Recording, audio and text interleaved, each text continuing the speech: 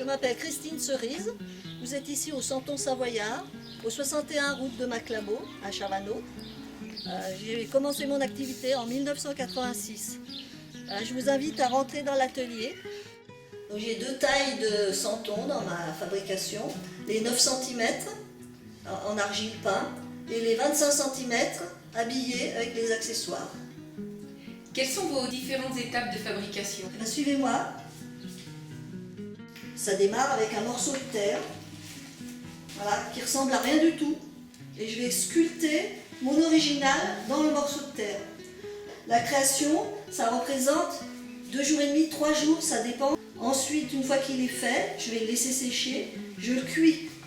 Une fois qu'il est cuit, je vais faire un moule en plâtre pour pouvoir reproduire les pièces. Je vais faire le pressage d'un berger à la lanterne. Donc je mets ma terre. Donc là, le berger il est particulier parce qu'il a la main qui est comme ça sur le côté. Je suis obligée de ramener de la terre comme ça, sinon ça ne va pas aller jusqu'au bout.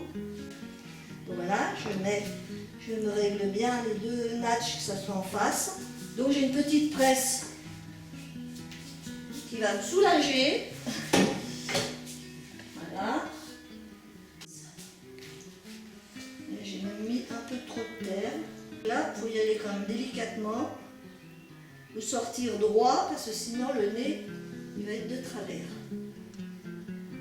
Donc là, avec ma petite aiguille, je vais enlever le plus gros parce que je lisserai après.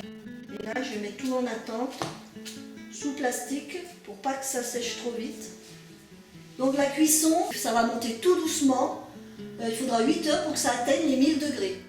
Une fois que les pièces sont cuites, il y a la partie peinture. Donc chaque pièce est peinte à la main, une par une.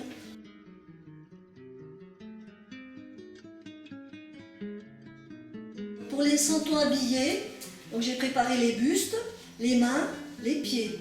Je vais les assembler avec du fil de fer et je vais mettre de la mousse pour remplir le bras et les jambes.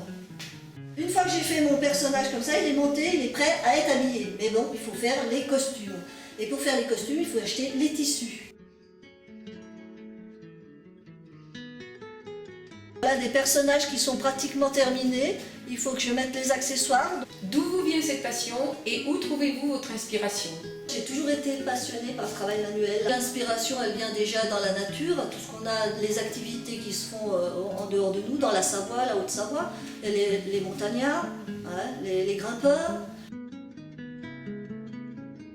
Après, il y a des demandes particulières par les gens qui veulent un personnage typique avec un costume typique, avec le visage de la personne, par exemple, donc fait d'après photo.